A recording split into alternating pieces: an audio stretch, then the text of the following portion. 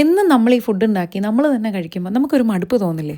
അങ്ങനെ മടുപ്പ് തോന്നും എന്നുള്ളത് കൊണ്ട് തന്നെ ആഴ്ചയിൽ ഒരു ദിവസം നമ്മൾ പുറത്തുനിന്ന് ഫുഡ് ഓർഡർ ചെയ്ത് കഴിക്കാറുണ്ട്. നമ്മുടെ നാട്ടിലെ സ്വിഗ്ഗി പോലെ ഇവിടെ ഫുഡ് ഓർഡർ ചെയ്യാൻ പറ്റുന്ന ഒരു ആപ്പാണ് ഫുഡോറ. ഓരോ ആഴ്ച ഓർഡർ ചെയ്യുമ്പോഴും നമ്മൾ കഴിച്ചിട്ടില്ലാത്ത വ്യത്യസ്തമായ രുചികളൊന്ന് ട്രൈ ചെയ്യണം എന്നുള്ള ഒരു ആഗ്രഹം കൂടി ഉണ്ട് കേട്ടോ. അങ്ങനെ ഈ ആഴ്ച ഞങ്ങൾ ഓർഡർ ചെയ്തത് ചൈനീസ് റെസ്റ്റോറൻറ്റിൽ നിന്ന് ബൗൾസ് ആണ്. ഞങ്ങൾ അങ്ങനെ അധികം ചൈനീസ് പ്രിഫർ ചെയ്യാറില്ല, പക്ഷേ ഈ ആഴ്ച ഒരു വെറൈറ്റിക്ക് ചൈനീസ് തന്നെ വാങ്ങിക്കാമെന്ന് കരുതി.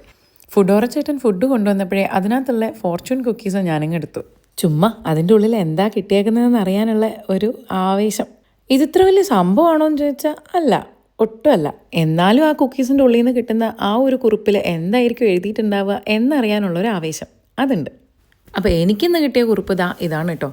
എല്ലാ ചൈനീസ് റെസ്റ്റോറൻറ്റിൽ പോയാലും കിട്ടുന്ന ഒരു സംഭവമാണ് ഈ ഫോർച്യൂൺ കുക്കീസ്. അതെന്തെങ്കിലും ആവട്ടെ. അപ്പം ഞങ്ങളിന്ന് ഓർഡർ ചെയ്ത ബൗൾസ് കാണിച്ചു തരാം. ആദ്യത്തേത് ഇതാണ്, തോഫു ബൗളാണ് കേട്ടോ. ഈ ഒരു ബൗള് എനിക്കെന്തോ അത്ര ഇഷ്ടപ്പെട്ടില്ല, എൻ്റെ ഒരു ടേസ്റ്റിന് പറ്റുന്നതായിരുന്നില്ല. അടുത്തത് ഈ ഒരു ഷ്രിംസിൻ്റെ, അതായത് പ്രോൺസിൻ്റെ ബൗളായിരുന്നു.